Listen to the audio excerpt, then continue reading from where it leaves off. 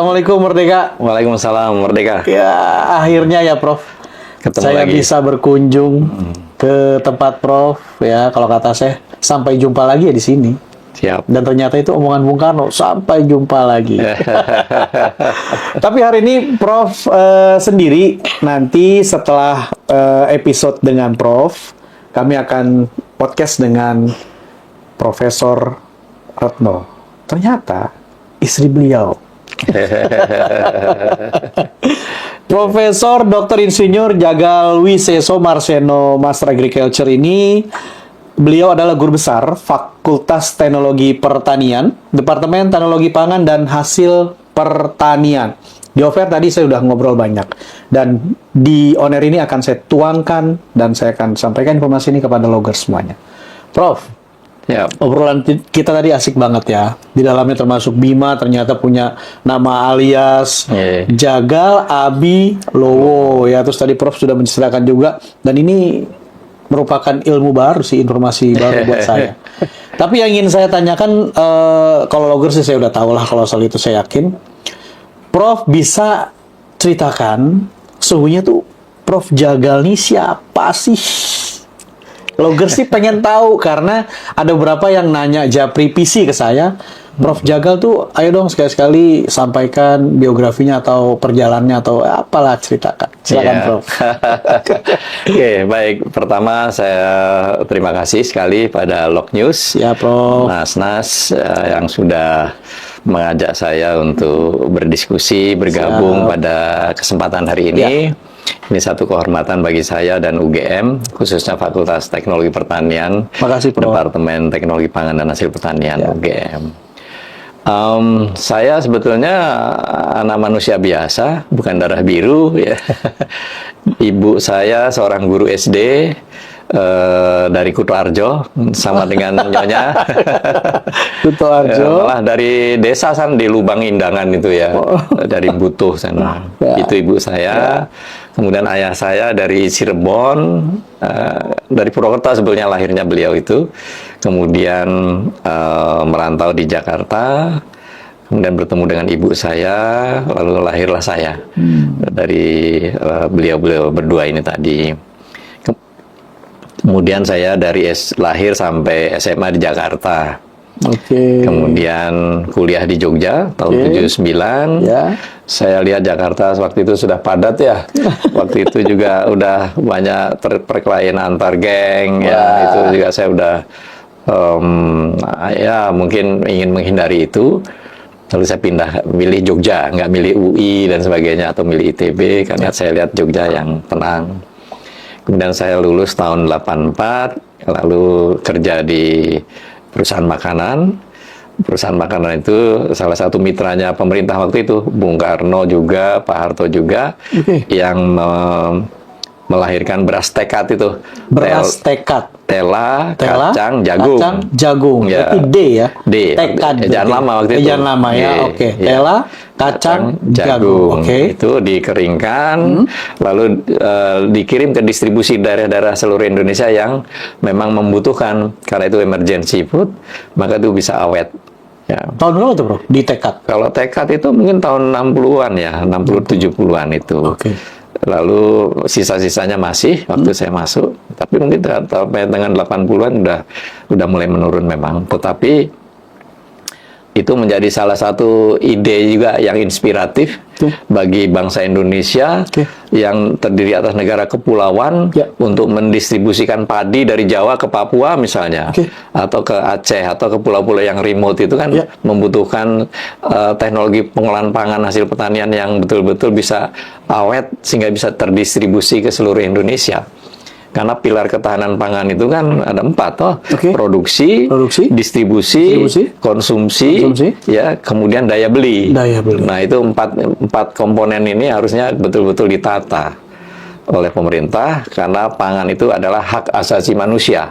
Karena ini menjadi hak asasi manusia, maka negara harus hadir untuk memenuhi kebutuhan pangannya, warganya itu tadi. Itu filosofinya di situ. Kan di Undang-Undang 18 tahun 2012 begitu bunyinya. Pangan itu adalah hak asasi manusia. Sehingga pemenuhannya harus dipenuhi oleh negara. Itu. Wow, serius ya Prof ya? Serius itu. Soal pangan tuh serius ya? Loh, Bung Karno waktu mendirikan IPB Iya. tahun 52 Oke. berkata bahwa pangan adalah masalah hidup matinya suatu bangsa. Lalu didirikanlah IPB. Fokuslah kamu ke bidang pertanian. Itu. Tahun itu 52. UGM tahun 49. Oke. 49 UGM. Ya. Waktu itu memang difokuskan tuh ilmu-ilmu sosial, kedokteran dan teknik gitu. Walaupun pertanian juga ikut waktu itu di angkatan pertamanya UGM. Lalu ITB dibangun, itu juga khusus untuk teknologi, keteknikan. Bogor begitu juga untuk pertanian, masalah pangan itu hidup matinya satu bangsa. Bahkan geopolitik tingkat dunia, si Henry Kissinger mengatakan bahwa kalau kamu bisa mengendalikan pangan, kamu bisa mengendalikan orang. If you control food, you control the people. If you control oil, you control the nation. Bisa mengendalikan bangsa. If you control money, you control the world. Bisa mengendalikan dunia. Gitu. Berarti kan pangan salah satu komoditi yang strategis, bahkan bisa politis, ya selain ekonomis. Itu penting sekali, pangan. Walaupun kita ahli IT, ahli apa, tapi nggak bisa makan, Iya, nggak iya, bisa. iya. Ya, seperti yang disampaikan oleh Syekh Al-Zaitun saya juga bilang bahwa ya hilangkan dari rasa ketakutan kelaparan gitu kan, Oke. dan pendidikan di dalamnya. Tapi Prof, ini langsung serius nih kayaknya kita nih. Karena tadi Prof, saya sedikit bukan sedikit, sorry. Saya ngeri banget ketika Prof bilang bahwa seperti itu. Jadi loggers, ini informasi banget ya buat kita semua. Ya, kemudian pidato kemarin Prabowo, presiden kita, Ya. di KTT G20 Brazil itu Brazil. mengatakan tadi Prof, ya ya. bahwa 25% Iya. Indonesia, penduduk Indonesia itu kelaparan. Iya. Usia dari anak-anak sampai usia produktif. Iya. Tapi kita jelilah ketika anak-anaknya kelaparan, ya pasti orang tuanya juga. Iya dong, cuma orang tuanya nggak teriak aja gitu. Tapi ketika 25% ini berarti bisa lebih, ditambah lagi orang tua dan usia yang di atas yang disebutkan oleh Presiden Prabowo saat di KTT G20 di Brazil. Iya. Kelaparan, Prof. Tiap hari 25%. Itu, Prof, menjawabnya bagaimana kalau tadi kita masuk kepada 4 pilar? Ketahanan pangan. Yes. Iya, saya rasa apa yang disampaikan Pak Presiden Prabowo itu benar. Karena apa? Ada badan-badan dunia yang mengukur indeks kelaparan dunia. Global Hunger Index. Oke. Ya, tahun 2024 Ya. Indonesia juga ada pada warna yang kuning. Artinya harus dikelola dengan baik Tahun ini? supaya tidak tergelincir Tahun ini? dengan tahun 2024. Iya, oke. Ya, Ya. tahun ini ya. Ya. Itu badan ini mengukur kelaparan yang ada di dunia. Negara-negara mana saja, termasuk Indonesia diukur, lalu lahirlah angka-angka itu. Memang Indonesia ada pada kondisi yang warning ya istilahnya. Mungkin agak sedikit membaik, tapi kalau tidak dikelola dengan baik akan tergelincir lagi menjadi negara yang rawan pangan. Oke. Ya, itu. Kemudian Global Food Security Index. Jadi ada dua tadi badannya, Global Hunger Index, Global Food Security Index. Ini juga hasilnya sama, bahwa Indonesia harus hati-hati. Lalu FAO itu meramalkan bahwa tahun 2050 dunia akan membutuhkan pangan sebanyak 70% lebih banyak dari yang sekarang. 70%. Karena pada tahun 2050 populasi mungkin 9 miliar manusia sampai dengan 10 miliar. Nah, bayangkan kalau sekarang kita masih import, sedikit-sedikit import, suatu saat pasti negara pengekspor itu akan mementingkan warganya sendiri. Tidak mungkin dia akan mengekspor ke Indonesia kalau warganya kekurangan. Di ASEAN itu Indonesia, Filipina, Thailand itu sama sebetulnya satu kelas. Mereka bisa ekspor aja mungkin sekarang karena pasar berlebihan. Tapi suatu saat penduduk mereka makin meningkat, butuhnya juga makin banyak, maka nggak akan ekspor ke kita. Lalu kita mau apa? Maka harus disiapkan dari sekarang. Bahkan dulu zaman Pak Harto pernah mendapat penghargaan dari FAO, swasembada pangan. Ya. Ya, itu yang real betul. Ya. Karena membangunnya juga lama, ya. Tahun-tahun 60-an itu, 64, kemudian 69, 80 malah baru dapat itu, 84. Berarti kan harus betul-betul sistematis. Nah, sekarang harus ada akselerasi atau percepatan itu tadi. Itu bahaya kita. Prof, jadi cakupan ketahanan nasional itu, karena Prof kan pernah ya di Lembaga Ketahanan Nasional. Iya. Apa sih yang pernah didiskusikan saat Prof di sana? Kami waktu itu di Lemhanas, kan ada 3 kedeputian. Deputi pendidikan, lalu deputi pengkajian strategis, kemudian deputi pemantapan nilai-nilai kebangsaan. Saya ada di kedeputian pengkajian strategis.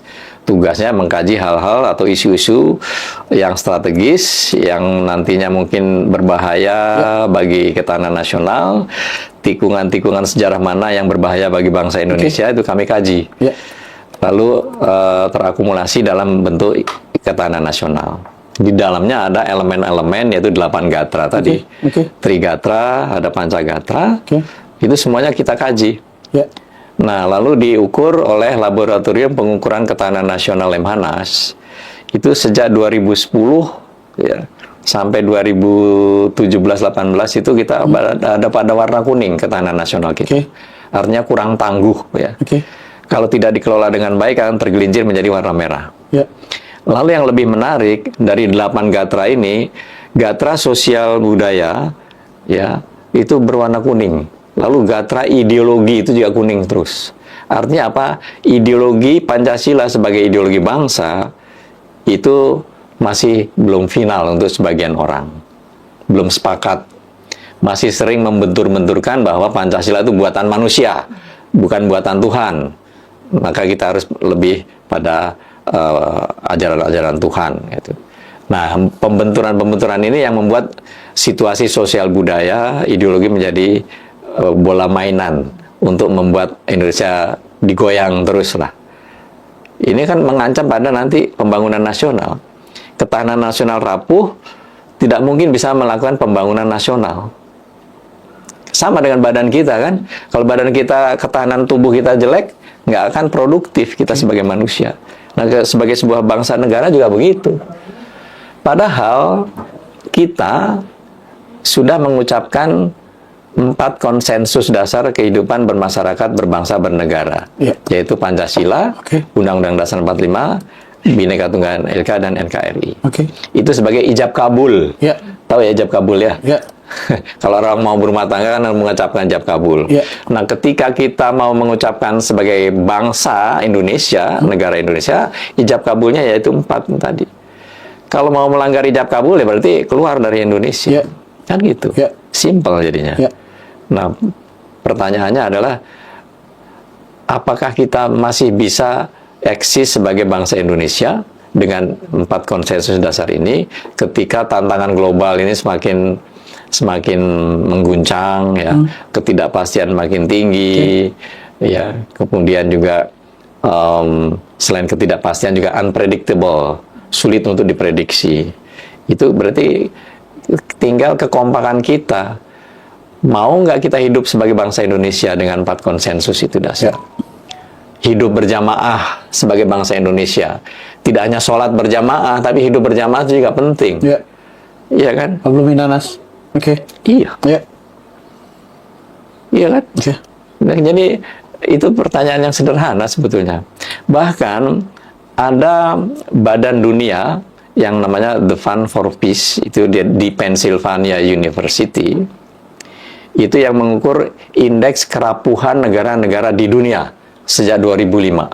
Indonesia ada pada warna kuning. Kuning juga? Kuning juga. Rapuh kita. Itu kan bahaya. Kalau tidak dikelola dengan baik, kita pecah jadi 8 negara. Bahkan ada kajian-kajian itu dari Red Corporation itu. Ya, Prof.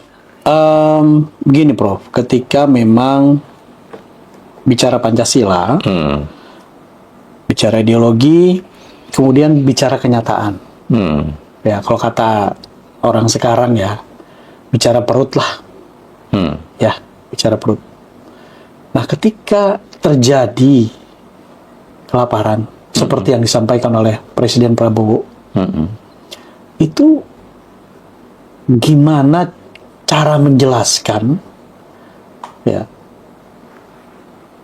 seperti Prof ini, posisinya tuh ada di mana, Prof?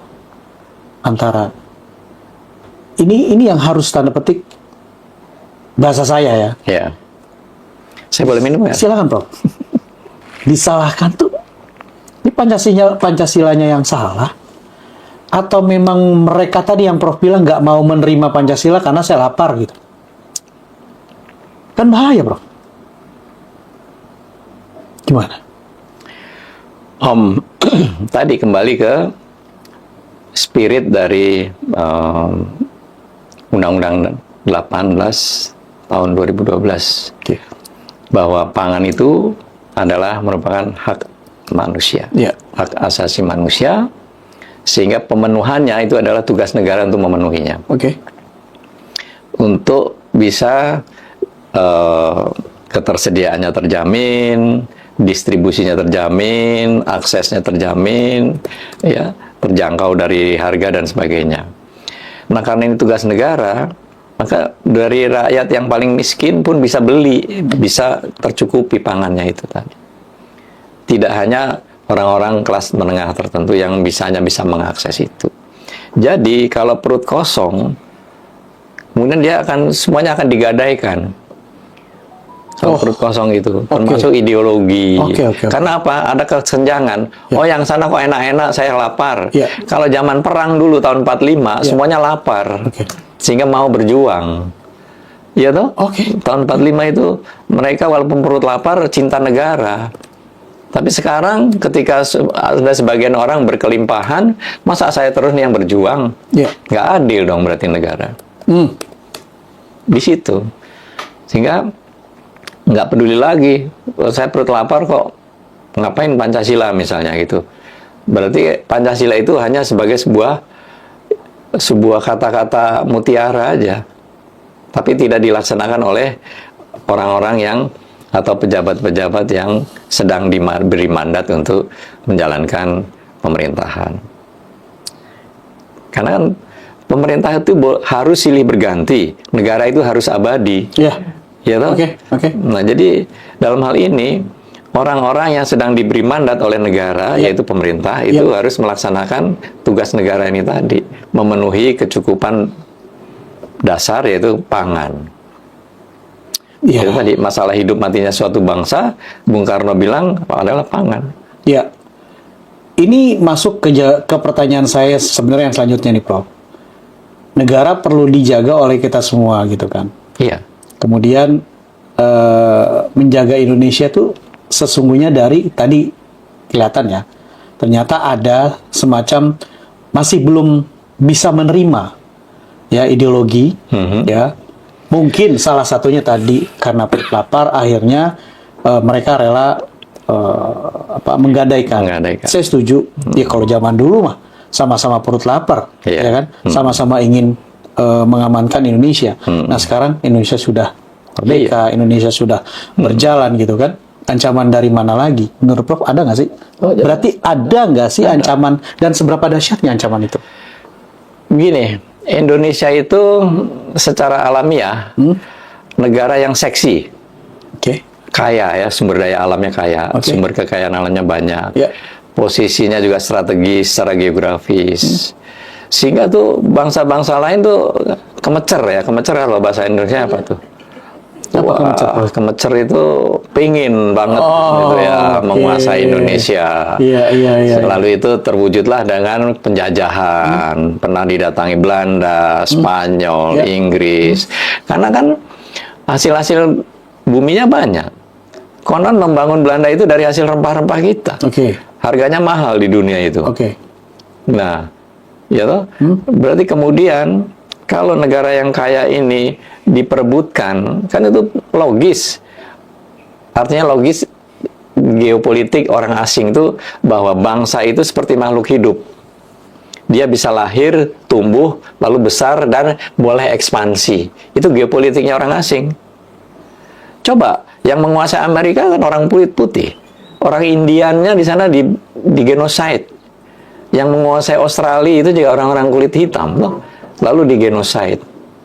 Itu karena cara pandang orang-orang asing Eropa dalam hal ini, itu tadi, geopolitiknya adalah bangsa itu seperti makhluk hidup. Dia bisa lahir, tumbuh, berkembang, membutuhkan ruang hidup, maka boleh ekspansi. Kalau kita kan enggak. Zaman Bung Karno itu geopolitiknya ketika mencanangkan kemerdekaan selalu diawali dengan atas berkat rahmat Tuhan. Ya, maka kita dikarunia Indonesia, harus diperawat Indonesia untuk sebesar-besarnya kemakmuran rakyat Indonesia. Kita nggak mungkin mencaplok Singapura, mencaplok Brunei. Kan cara pandang kita lain, geopolitik kita lain. Jadi sikap dan cara pandang itu menentukan perilaku. Ya toh, nama itu ya Pak ya, Pak Kiai ya. Itu nama itunya piye gitu loh. Kalau nama itunya udah keliru ya wis, pelaksananya juga keliru.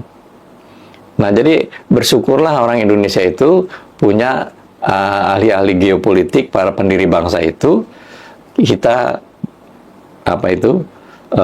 bersyukur atas berkat rahmat Tuhan. Marilah kita rawat Indonesia, kita besarkan Indonesia untuk sebesar-besarnya kesejahteraan Indonesia. Nah, dari sini asing kan pengen terus ini. Jadi Indonesia ini adalah medan perang abadi, ya, antara yang ingin menguatkan Indonesia dengan yang melemahkan Indonesia. Pertanyaannya adalah siapa yang akan memenangkan peperangan ini tadi? Sama dengan tubuh manusia. Manusia juga medan pertempuran antara yang ingin berbuat baik sama yang jadi berbuat jelek. Itu pertanyaan seorang sufi begitu pada murid-muridnya itu. Bahwa di tubuh kamu itu adalah medan perang antara yang ingin berbuat baik sama yang ingin berbuat jelek. Pertanyaannya, mana yang akan memenangkan pertempuran itu? Lalu nggak ada yang bisa jawab, murid-muridnya. Lalu si sufi itu menjawab, yang akan memenangkan peperangan itu adalah yang diberi iklim kondusif lebih banyak, amunisi yang lebih banyak. Itu yang akan. Kalau kita sehari-hari bergaul dengan orang yang nggak benar, pasti jelek. Ya toh? Kalau kita bergaul sama orang-orang yang bagus, diberi iklim kondusif yang bagus, kita jadi orang baik.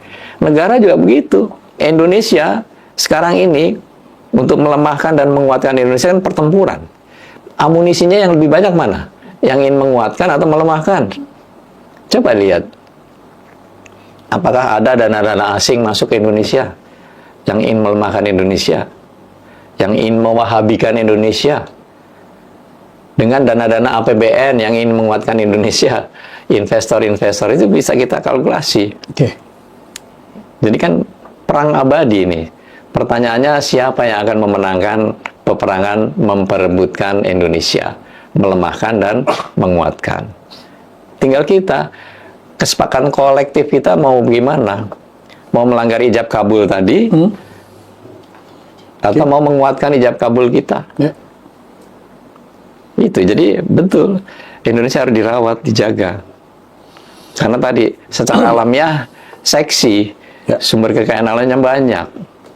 Apa aja ada di sini, negara tropis, matahari sepanjang tahun ada, tumbuh-tumbuhan bisa tumbuh. Tinggal disentuh dengan teknologi-teknologi, kita bisa lebih kaya dari sekarang ini tadi. Iya. Sebelum saya masuk ke darurat yang satunya, saya mau nyambungin yang tadi, Prof. Prof, guru besar Fakultas Teknologi Pertanian. Ya. Apa saja yang sudah dilakukan dalam Fakultas Teknologi Pertanian yang kita semua kepingin kembali swasembada pangan? Kalau ada di lucuan-lucuan masyarakat, Prof. Enak zamanku toh. Gimana menurut Prof? Ya, jadi kami Fakultas Teknologi Pertanian berdiri tahun 1963. Itu pecahan dari Fakultas Pertanian. melihat bahwa teknologi dibutuhkan untuk yang pasca panen dan produksi, lahirlah Fakultas Teknologi Pertanian, Fakultas Kehutanan, lalu Fakultas Pertanian itu sendiri. Induknya pertanian jadi pecah jadi 3 ini tadi. Jadi cara pandang waktu itu adalah bahwa kami berdiri tahun 63 ya. Itu tahun 65 kan gonjang-ganjing itu.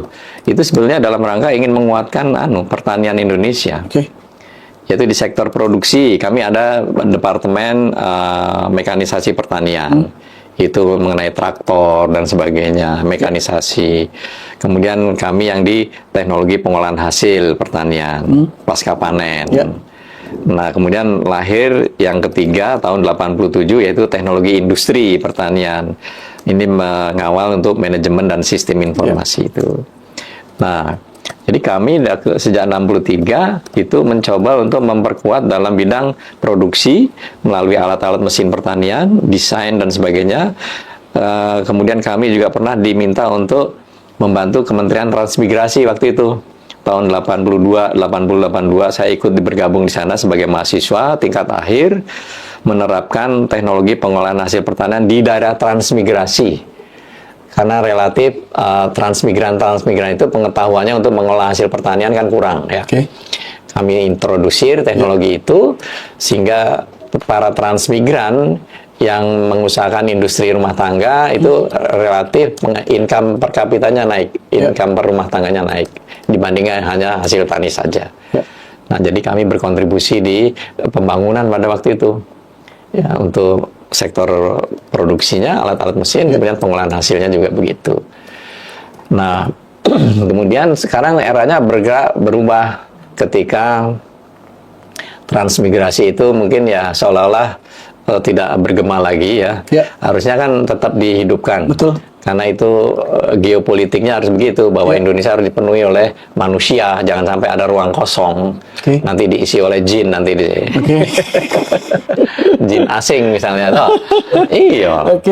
Nah, jadi transmigrasi itu jangan sampai ada daerah-daerah yang menolak. Contohnya sekarang mungkin Papua menolak transmigran dari Jawa. Itu karena memang rekayasa asing juga bisa bermain di situ, the invisible hands. Kita harus hati-hati. Makanya kekompakan, persatuan, kesatuan itu penting banget. Iya loh, the invisible hand ini kan bahaya. Kita bukannya suuzon, ya, tetapi kan kalau dalam Lemhanas itu ada pelajaran yang namanya kewaspadaan nasional. Kewaspadaan nasional kita harus ditingkatkan terus. Waspada itu kan penting. Jangan hanya dinina-bobokan, kita negara yang gemah ripah Lojinawi, tentrem Kertoraharjo, misalnya. Itu kan jargon, menina-bobokan kita. Coba lihat orang Jepang. Selalu diintrodusir pada anak bangsanya, negara kita tuh miskin, nak. Negara kita kecil, kita negara nggak punya apa-apa, maka harus kerja keras. Selalu begitu, sejak SD, PAUD itu. Iya kan? Jepang mirip dengan kita, punya pulau 7.000 pulau. Ya, kita kan 17.400 sekian pulau. Dia juga negara pulau dan berbukit-bukit. Ya, banyak gunung di sana itu sama dengan kita. Tapi kan selalu diintrodusir bahwa kamu tuh negaranya miskin, harus kerja keras, tanggung jawab, tumbuh itu anak-anak. Kalau kita kan, kita negaranya gemah ripah Lojinawi. Memang betul sih, tapi jangan selalu tuh dinina-bobokan. Harus disentuh dengan kerja keras, disiplin, tanggung jawab untuk merawat Indonesia. Sejak kecil, sejak PAUD itu. Nah, jadi dalam hal ini Indonesia betul-betul harus berubah cara pandang kita sebagai anak bangsa, kompak ya, jangan berbenturan satu sama lain, memperebutkan kedudukan kah, kekuasaan kah, udah tinggalkan itu semua. Yang penting adalah negara itu harus kuat. Ketahanan nasional harus tangguh, maka akan bisa melaksanakan pembangunan nasional untuk mencapai cita-cita nasional, yaitu menjadi negara yang merdeka, bersatu, berdaulat, adil, dan makmur. Coba kalau negara nggak tahan, ketahanan tubuhnya lemah, pembangunan nasional nggak akan terjadi, nggak produktif. Gitu. Siap, Prof. Tema kita hari ini kan adalah pendidikan, ketahanan nasional, dan darurat pendidikan. Nah, saya ingin coba untuk menyimpulkan terlebih dahulu nih, sebelum kita closing ya. Bagaimana ketika tema tadi adalah pendidikan ketahanan nasional dan pendidikan kita pun dianggap darurat pendidikan. Ya. Banyak anak-anak yang tidak sekolah, bahkan yang sekolah harus berhenti sekolah karena ini itu segala macam di daerah, bahkan di kota pun ada. Nah, lewat tema sekarang nih, kami mengajukan pendidikan ketahanan nasional dan darurat pendidikan. Prof yang saat ini sedang ada di Guru Besar Fakultas Teknologi Pertanian, bagaimana Prof melihat pendidikan ketahanan nasional, kemudian sekarang darurat, Prof, pendidikan, Prof? Ya. Jadi gini, pendidikan atau menanamkan nilai-nilai ketahanan nasional, ajaran-ajaran ketahanan nasional itu harusnya sejak PAUD ya. Oke. Sejak PAUD, SD, SMP, SMA sampai perguruan tinggi nanti tugasnya udah lebih ringan. Tinggal mengawal ilmu pengetahuan dan teknologi. Oke. Nah itu jadi desainnya harusnya seperti itu. Baik di lingkup pendidikan formal, informal maupun non formal itu nilai-nilai tentang ketahanan nasional itu penting. Oke. Supaya seluruh anak bangsa tahu bahwa negara yang kuat itu adalah negara yang tahan terhadap intervensi asing maupun dari dalam. Oke. Ya.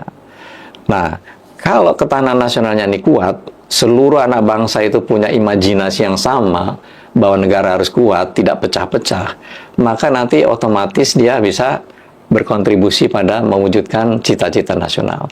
Ini melalui pendidikan. Pendidikan tadi di PAUD sampai perguruan tinggi. Nah, darurat pendidikan itu karena cara pandang, kembali lagi ke cara pandang, geopolitik, itu kan cara pandang. Sikap dan cara pandang itu geopolitik. Terhadap dirinya, kemudian terhadap lingkungannya. Kita harus mencontoh Kaisar Jepang. Ketika kalah perang Jepang, itu yang ditanya pertama kali oleh Kaisar Hiro itu ketika mengumpulkan kabinetnya. Berapa sisa jumlah guru kita? Bukan berapa sisa jumlah tank kita, museum kita, peluru kita, tapi berapa jumlah guru untuk mendidik anak bangsa itu tadi. Sama dengan pandangan geopolitik Presiden Kennedy, waktu itu Amerika kalah dalam lomba antariksa ya, dengan Uni Soviet. Kennedy kan marah itu. Ada apa dengan pendidikan kita? What's wrong in our classroom? Lalu dia mendesain visi bahwa Amerika harus menjadi negara pertama yang menginjakan manusia di bulan dan kembali selamat ke bumi. Lalu ditatalah itu pendidikan, mulai dari SD, SMP, SMA. Jadi what's wrong in our classroom? Nah sekarang kita di Indonesia, harusnya juga geopolitik pendidikannya itu para petinggi-petinggi, pejabat-pejabat itu bertanya, ada apa dengan pendidikan di Indonesia? Kok sampai darurat? Apakah dana-dana anggarannya itu terbatas? Ya. Kemudian infrastruktur pendidikannya juga. Lalu guru-guru dan dosen-dosennya juga dilihat. Ya. Kemudian juga yang tidak kalah penting adalah pemerintah harus memberikan iklim yang kondusif untuk di ujung sana adalah reward and punishment. Untuk supaya mewajibkan seluruh anak bangsa itu bekerja untuk mendidik anak bangsa. Supaya terdidik dan tercerahkan. Tidak hanya terdidik toh, tapi juga bisa tercerahkan. Itu. Nah, kalau pendidikan itu tidak hanya membekali dengan kompetensi, tapi juga karakter. Supaya nanti dia bisa lahir sebagai manusia yang berintegritas. Tidak hanya kompetensi, tapi juga berintegritas. Satunya kata dan perbuatan, tidak korupsi, ya. Kemudian juga tercerahkan sebagai anak bangsa. Itu tugas di dunia pendidikan sejak PAUD, tapi kan PAUD kita sudah diganggu sekarang oleh aliran-aliran yang nggak jelas itu tadi. Di PAUD itu ada dulu tepuk pramuka, sekarang diganti dengan tepuk anak soleh. Tepukan pertama oke, tepukan kedua oke, tepukan ketiga udah Islam yes, ya kafir no misalnya. Kan udah mengintrodusir sesuatu yang nggak baik. Memicu. Padahal di negara-negara yang maju, itu di tingkat PAUD sampai TK, SD itu, yang ditanamkan adalah karakter.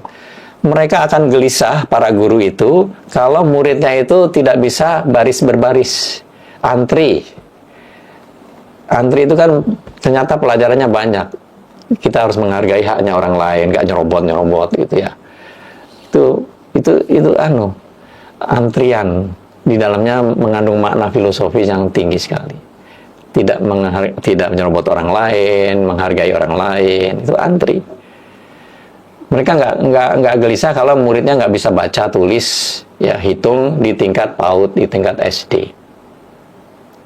Jepang juga gitu. Anak SD di Jepang nggak bisa huruf kanji semuanya itu yang 3.500. Nggak masalah. Tapi nanti dengan bertahannya waktu, SMP, SMA, tambah lagi kanji, huruf kanji itu kan susah.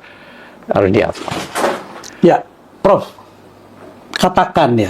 Katakan kondisi Indonesia saat ini ya, tidak jauh berbeda dengan pada saat perjuangan atau penjajahan. Dan Syekh Zaitun Syekh Panji Gumilang mengatakan proklamasi pertama Indonesia adalah 28 Oktober 1928. Dan itu dihasilkan dari pendidikan. Yeah. Kok saya berpikir bahwa kita para pelanjut kalah dengan pendahulu yang mampu membalikkan kondisi dan situasi 1928 proklamasi pertama, tanah air, bangsa, bahasa, nusa bersatu Indonesia 1928 mampu gitu dengan pendidikan. Nah saat ini Prof, kita sudah serba modern, serba teknologi, tapi kok tidak mampu keluar atau seperti yang dikatakan oleh Presiden kita di KTT, sekali lagi KTT G20 berhasil. Gimana Prof menjelaskan ini? Pertama, dulu ada musuh bersama, yaitu penjajah. Bedanya dengan sekarang? Itu harus diusir, ya toh? Kita sama-sama menderita, perut lapar, tapi mereka harus kita usir. Saat ini pun sama, Prof. Ada Sekarang ada kesenjangan. Orang yang kaya banget sama yang miskin, ini perjuangannya nggak sama. Ini masih memperjuangkan perut, ini memperjuangkan kekuasaan, jabatan. Musuhnya sopo. Kan harusnya musuh bersamanya itu adalah kebodohan, kemiskinan. Itu sebagai musuh bersama. Orang kaya juga dermawan, ya, memberi beasiswa dan sebagainya. Jadi musuh bersama itu kebodohan, kemiskinan. Itu musuh bersamanya di-create situ. Lalu negara hadir, berilah sanksi bagi orang-orang yang memang mau melemahkan Indonesia. Kalau nggak ada sanksi, ya udah. Orang yang udah korupsi malah diampuni misalnya. Dimaafkan. Kan sudah korupsi lagi. Sudah direvisi, enggak katanya gitu. Ya, bagus lah. Artinya dalam mendesain sesuatu itu geopolitiknya harus jalan. Sebagai seorang negarawan, lalu geostrateginya juga jalan. Ya, hasil bacaan di geopolitik, lalu strateginya apa? Kita harus tiru itu Insinyur Haji Juanda. Waktu kita merdeka, kita kan belum disebut sebagai negara kepulauan. Kelemahannya nanti di antara pulau-pulau itu ada laut-laut lepas yang bisa dimasuki asing. Lalu Pak Juanda dan kawan-kawan harus lalu menilai bahwa ini harus negara kepulauan supaya menjadi satu kesatuan utuh. Tidak ada laut bebas di antara pulau-pulau ini. Lalu diusulkanlah menjadi negara kepulauan ke PBB, UNCLOS itu. Tapi kan perjalanannya panjang. Tahun 80-an baru disetujui. Karena internasional selalu ingin menguasai Indonesia. Nah itu jadi geopolitik lalu geostrategi. Sekarang geopolitiknya kita tentang pangan ki opo, tentang pendidikan ki opo. Lalu geostrateginya apa? Misalnya kayak ada ide bahwa kita negara kepulauan, sehingga boarding school ini yang cocok. Karena kalau dari pulau ke sini kan susah, maka harus ada boarding school. Ditanam di situ ya sampai SD, SMP, SMA. Kalau nggak gitu susah kan, pendidikan nggak akan rata. Dulu kalau nggak salah pernah di Al Zaitun itu ya ada diskusi itu, betul. Bahwa boarding school ini cocok untuk Indonesia. 500 titik minimal. 500 titik Betul. kayak berapa boleh dihitung ya. Iya. Dihitung itu mulai jenjang SD, Iya. SMP, SMA, lalu perguruan tinggi. Iya. Itu One Pipe Education kah di Betul. sana di 500 titik itu. Iya. Yang diisi muatan-muatan tentang ketahanan nasional, ya toh, muatan-muatan tentang geostrategi dan sebagainya itu, sehingga kuat kita di semua titik itu, diberi infrastruktur fasilitas yang sama, gitu, jangan dibeda-bedakan 500 titik ini tadi. Kayak di Jepang itu nggak ada SD favorit, semuanya sama. Adanya SD favorit ya, Prof. Oke. Prof, Iya. Ini akhirnya ada simpul nih, Prof. Ya, bicara tadi darurat kelaparan, ya kan, terus darurat pendidikan, dan ternyata seperti sudah ada contoh sih, ya. Tadi Prof juga sudah menyebutkan di Mahat Al-Zaitun, Syekh Al-Zaitun Syekh Haji Gumil mengatakan 500 titik saja dengan boarding school. Dan tadi mendapatkan fasilitas yang sama, nggak perlu lagi yang namanya saya favorit nih segala macam, terus tidak lagi yang macet segala macam, semuanya sama. Si A, si kaya, si miskin, si B, semuanya sama dalam hal fasilitas yang diberikan oleh negara, yaitu pendidikan. Namun sepertinya harus ditajamkan kembali, Prof. Ketika pendidikan boarding school 500 itu harus ada vokasinya. Menurut Prof, bagaimana? Saya rasa betul bahwa era ke depan itu membutuhkan keterampilan-keterampilan. Oke.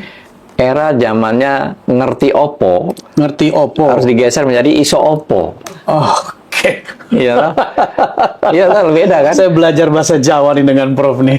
Oke. Iya. Saya di perguruan tinggi teorinya tahu ya. Oke.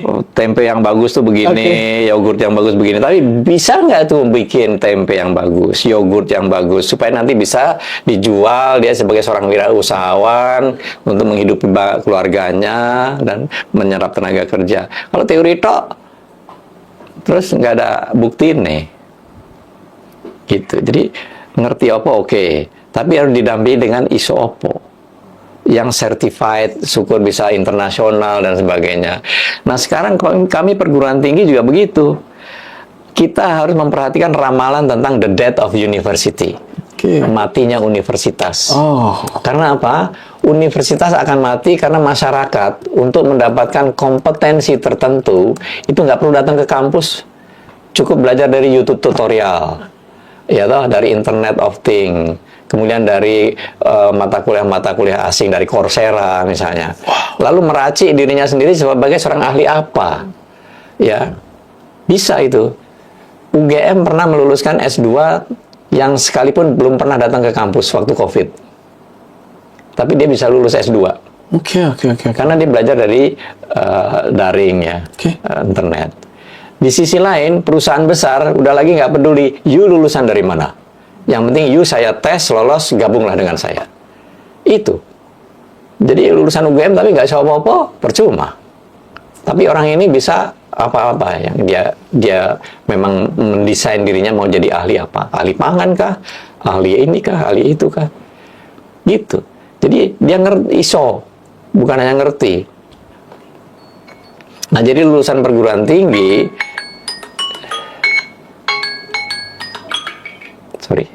Nah, jadi tadi perguruan tinggi harus menyiapkan diri menjadi sebuah tempat yang menyenangkan bagi mahasiswa. Jadi the death of university tadi dibantah oleh Jack Ma yang menyatakan bahwa perguruan tinggi tidak akan mati sepanjang menjaga satu hal, yaitu interaksi dosen dengan mahasiswa harus bagus. Dengan interaksi itu maka akan lahir imajinasi, creativity, inovasi yang tidak dimiliki oleh YouTube tutorial. Gitu. Jadi mahasiswa tuh merasa rugi kalau nggak datang ke kampus, nggak ketemu dosen, nggak ada diskusi. Itu yang dijaga oleh krisis pendidikan di perguruan tinggi itu. Menjaga marwah perguruan tinggi itu sebagai school. School itu definisinya Socrates adalah sebuah tempat, sebuah kegiatan yang sengaja didesain oleh sekelompok orang untuk mendiskusikan sesuatu. Bisa di bawah pohon, di pinggir kali, dan sebagainya. Itu school.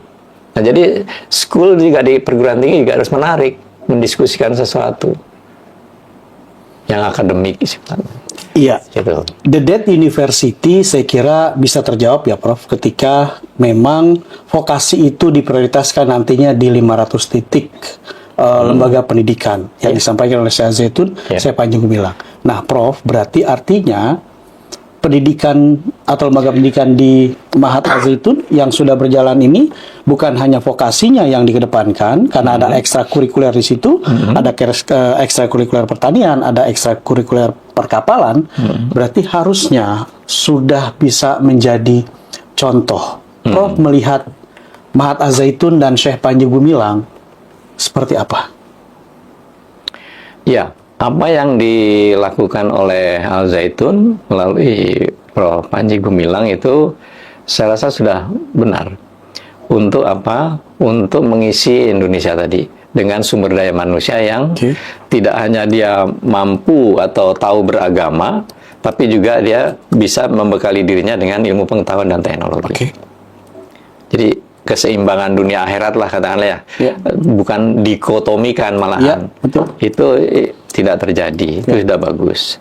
Tinggal nanti Al-Zaitun itu juga membuka diri terhadap informasi-informasi dari luar. Ya, contohnya apakah di asrama-asrama Al-Zaitun itu dibolehkan mahasiswa itu nonton TV bersama?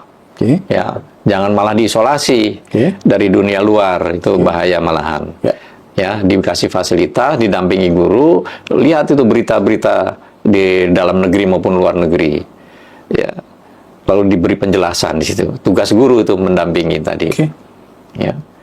Nah, lalu kalau katakanlah handphone dibatasi, boleh. Tapi dalam event-event tertentu, silahkan pakai handphone. Kemudian ada diskusi yang tadi arahnya atau muaranya adalah tentang ketahanan nasional, pembangunan nasional tadi. Karena bahaya kalau memang betul-betul diisolasi, itu bahaya sekali. Terkaget-kaget nanti terjadi culture shock atau education shock di situ. Walaupun di konten-konten Log News TV kami pun sudah menyiarkan bahwa santri Mahat Al-Zaitun juara 1 pertanian, juara 2 robotik, terus termasuk aplikasi Zirekap. Jadi itu diciptakan oleh anak-anak ekstrakurikuler perkapalan kelas 10 Mahat Al-Zaitun. Ya, Prof, kemarin saya juga meliput perkapalan, ekstrakurikuler perkapalan Mahat Al-Zaitun itu dilatih oleh BPPP baik dari Tegal maupun Banyuwangi untuk sertifikasi dari perkapalan itu sendiri. Apakah itu sudah mencerminkan bahwa sesungguhnya Mahat Al-Zaitun itu membuka diri, Prof? Iya, itu salah satu pintu ya. Karena harus banyak pintu untuk membuka diri itu. Al-Zaitun dalam hal ini juga harus bisa, kalau bisa membuka lembaga sertifikasi profesi. Lembaga sertifikasi profesi tipe 1 itu adalah lembaga yang bisa diakses oleh mahasiswa IAI misalnya untuk mendapatkan keterampilan tertentu yang bersertifikat diakui oleh BNSP. Itu tambahnya di situ. Karena kalau nggak diakui itu hanya mengaku-aku, kan beda. Ada pengakuan dalam hal ini. Nah, di sini perlu ditambahkan oleh IAI tadi, ada sebagai lembaga sertifikasi profesi tipe 1 yang bisa diakses oleh adik-adik mahasiswa untuk mendapatkan keterampilan tertentu. Bahkan mungkin adik-adik mahasiswa boleh dikirim untuk mendapatkan sertifikat keahlian di LSP tipe 2 atau tipe 3 di luar kampusnya. Itu. Tadi jadi tidak hanya dibekali ijazah yang ngerti opo, tapi juga dibekali sertifikat kompetensi ISO opo. Gitu. Penting kan itu? Betul sekali. Jadi omong tok itu udah janganlah. Udah iso enggak, jangan gitu. Nah, lalu ada konvergensi. Nah, untuk mendandani pendidikan tinggi itu harus ada konvergensi. Lensanya itu satu, itu pendidikan, nanti pertanian dan sebagainya. Karena apa? Tanpa konvergensi, focusing, itu akan buyar. Tadi yang saya ilustrasikan, sinar matahari itu energinya banyak. Tapi kalau nggak ada lensa, dia nggak bisa membakar kertas. Oke. Di pendidikan tuh, jadikanlah dia sebagai lensa pendidikan. Oke. Pertanian juga gitu. Nah, semua kementerian yang energinya banyak tuh Ya. berhimpun. Tapi di situ nanti ada panglima tertingginya. Siapa? Oke. Untuk pertanian, misalnya Kementerian Pertanian kah? Pendidikan, Kementerian Pendidikan kah? Yang lain makmum. Oke. Jangan semua pengen jadi imam. Itu harus patuh. Ya mungkin ada Menko-nya di situ kan. Tugasnya Menko itu ya membuat lensa-lensa ini tadi. Menteri PMK misalnya itu pembangunan manusia, bikin lensa di situ. Apa yang bisa melahirkan manusia-manusia yang berkepribadian Indonesia tadi, kompeten dan sebagainya. Siap. Prof, terakhir Prof, sebagai guru besar Fakultas Teknologi Pertanian, tadi kita sudah membahas dan temanya tadi adalah ketahanan nasional, terus masuk kepada pendidikan pangan, ya. Prof sebagai pendidik, katakan seperti itu, bagaimana memberikan pesan kepada Indonesia tentang pendidikan ketahanan nasional dan darurat pendidikan. Silakan, Prof. Ya, pendidikan dengan konten ketahanan nasional itu harus ditanamkan sejak PAUD sampai ke perguruan tinggi. Oke. Itu di dunia pendidikan ya. Ya. Tapi dalam dunia kemasyarakatan itu juga harus diedukasi. Mencintai tanah air itu penting. Lalu jangan ada dikotomi antara agama dengan negara, agama dengan kehidupan bermasyarakat. Kita energinya habis nanti kalau itu. Ya, nggak akan menghasilkan sesuatu tadi. Nah, jadi dalam dunia pendidikan itu juga harus ada sikap dan cara pandang terhadap pendidikan di Indonesia yang tadi melihat kondisi geografi seperti ini, berarti pendidikan seperti apa yang cocok, itu geopolitik. Lalu nanti geostrateginya itu tadi, seperti Pak Insinyur Haji Juanda tadi, ya, mengusulkan menjadi negara kepulauan. Nah, sekarang melihat geografis Indonesia kayak gini, mengusulkan boarding school di seluruh Indonesia dengan kualitas yang sama, infrastruktur yang sama, guru-guru kualitasnya sama, sehingga nggak ada kecemburuan itu. Oke. Kan enak. Tidak ada strata ya? Iya, orang Papua nggak pula jauh-jauh ke Jawa. Setuju. Sama. Iya. Iya kan? Iya. Karena semua difasilitasi sama. Siap. Lalu ada sanksi. Bagi yang males-malesan, dihukum. Ya. Semuanya harus belajar. Iya. Gitu. Jadilah seorang pembelajar sepanjang hayat. Lifelong learner. Ya. Itu penting, toh? Iya. Pembelajar sepanjang hayat. Pembelajar sepanjang hayat. Iya, walaupun udah selesai kuliah, dia tetap menjadi seorang pembelajar. Yang sudah diajarkan oleh Ki Hajar Dewantoro, ciri seorang pembelajar sepanjang hayat itu mempunyai 3 sikap. Ya. Pertama adalah N-nya yaitu niteni. Mengamati segala sesuatu dengan seksama. N yang kedua, niteni niroke, nambahi. Niroke dulu. Niteni, Prof. Niteni itu nanti ini Nyonya bisa menerjemahkan. Mengamati segala sesuatu dengan seksama. Oke. Itu niteni. Oke. Kemudian yang kedua, niroke. Meniru. Niroke, oke. Menirukan apa yang sudah yang baik ditirukan. Lalu yang ketiga adalah nambahi. Kalau bahasanya sekarang ATM lah. Amati, tirukan, modifikasi, gitu ya. Ya. Itu kan ciri seorang pembelajar sepanjang hayat. Nah, kalau ini tiap individu punya sifat ATM atau N3 tadi, maka secara kumulatif sebagai bangsa itu juga akan punya sifat 3N tadi. Contohnya orang Jepang. Dia dulu nggak bisa bikin mobil, tapi dia bisa mengadopsi teknologi bikin mobil dengan merubah engine-nya itu ada di depan, bukan engine di belakang. Kalau VW kan nomornya di belakang ya, tapi kalau Jepang itu engine-nya di depan, gaya dorong sama gaya tarik. Itu kan improvisasi. Itu. Nah, jadi kita di Indonesia harus menjadi seorang pembelajar sepanjang hayat. Kalau menjadi seorang pembelajar, nggak mungkin nanti jadi bodoh lan dikibuli sama orang-orang lain, orang-orang asing. Jadi tambah bodoh pintar, dan kan? dikibuli gitu, Mas Tafra. Dibohongin. Oke. Dibohongin, dikibulin ya. Ya. Oke. Ya, Prof. Terima kasih, Prof. Saya Sama-sama. kira obrolan kita ini ya, saya sekali lagi amazing bisa hadir ke UGM di Fakultas Teknologi Pertanian. Mudah-mudahan Log News TV bisa diterima di fakultas-fakultas lain lewat Siap. Prof. Jagal. Siap. Ya. Iya. Loggers, obrolan kita ini yang saya highlight adalah ketika tadi Prof ya, Undang-Undang Nomor 18 tahun 2012 ya. Undang-Undang Nomor 18 tahun 2012 bahwa kelaparan itu pelanggaran hak asasi manusia. Demikian ya, Prof. Betul ya. Lebih kurang ya. Ya, maka yuk semuanya, bukan hanya pemerintah, tapi kita mencontoh segala macam elemen masyarakat, dari pemerintah, masyarakat, dan lain-lain.